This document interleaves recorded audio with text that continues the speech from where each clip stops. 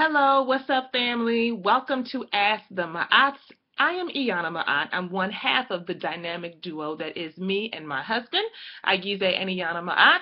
And what do? We answer questions. We do all things relationships. And today I'm flying solo. So I find it interesting that I'm in the house by myself for a little bit. You hear that? Quiet. It's a beautiful thing.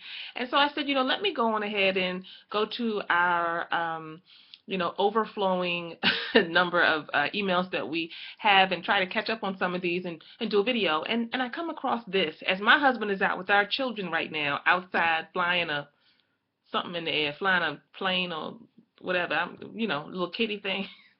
That's horrible. I don't even know what to call it. It's a little interesting looking. But anyway, he's out with them and I get this question. Listen up, y'all. Hello, I have seen your videos online and they are great. Thank you. I do have a question. Me and my husband have two boys, a 6-year-old, my son from a previous relationship, and a 4-month-old. How do I get my husband to spend time with our 6-year-old and also help me out with the caretaking of the boys?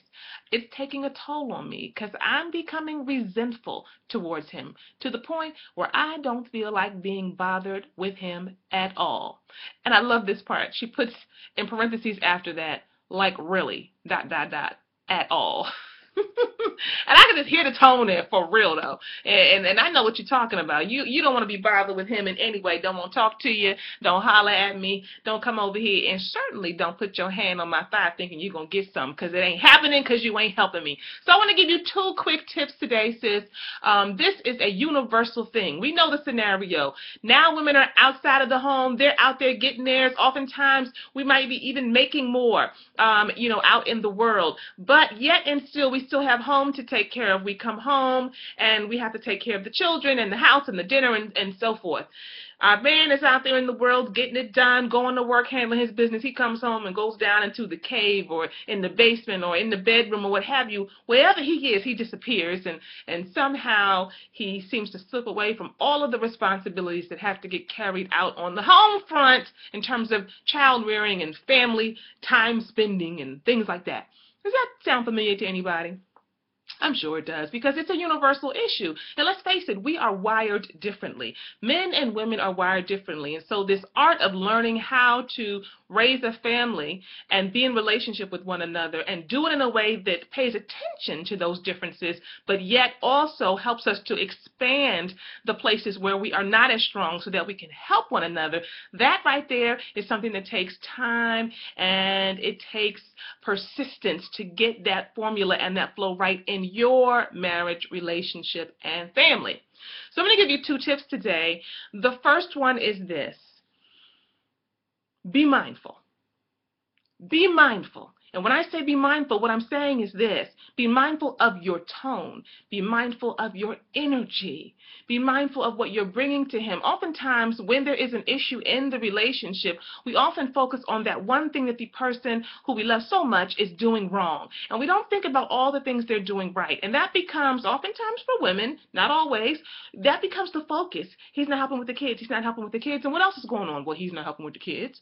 And did I tell you he's not helping with the kids? And so we forget that there's a host of things that he's doing right. So you want to make sure you lift up what he's doing well. And you want to make sure that you're intentional about lifting it up to him so that he knows that he has strengths, that he is doing a good job of being, your partner, being in relationship with you and taking care of the family. I mean, if he gets up and goes to work every day, that's a good job. So you want to make sure that you do that, because if you cannot come to him from a strengths-based kind of way, you the bomb, but I need you to stretch for me, brother, because I need your help, then, 9 times out of 10, he's not going to receive you, because nobody wants to be asked or prompted or scolded into doing something. They want to be lifted up in some way. So make sure that you watch your tone, watch your energy, and let him set the tone. That's the other thing. When our men oftentimes do take a step forward and do what we want them to do, whether it's spend time with the children or do those dishes or put those clothes away, and they don't do it just like we want them to do it, then we got something to say. Shh, be quiet. If he steps up and he steps out in the way that you want him to, applaud it. We all love the applause. Let him set the tone and do it his way. Don't be a control freak. Watch that. Number two is this. Keep it on the table. I can't tell you how many times I've talked to women who have this issue, because it ain't unusual at all. And they bring it up here and there. They bring it up at certain times where there's tension, but it's not something that they're consistently laying on the table and making sure that their spouse understands this is real. This is impacting me. It's not about me just wanting you to fold them clothes. I am tired. I have this and this and this going on. It's about my mental health. It's about my spirit. It's impacting your sex life, right? You want some, you got to get with me. I need you to understand me on this. But it requires you to have courage. It requires you to speak up and out. It requires you to do it in a very respectful but yet deliberate and intentional way.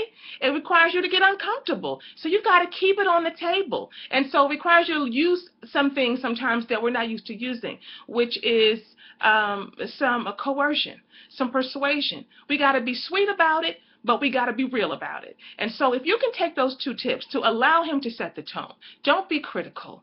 Make sure that you keep it out and in the front. Lift up his strengths. If you can balance all those beautiful things and don't just be a bitch about it, let me be real, and don't just sit down and act like, well, he ain't going to do nothing, so I ain't going to say nothing, but bring all of those things I've talked about together simultaneously.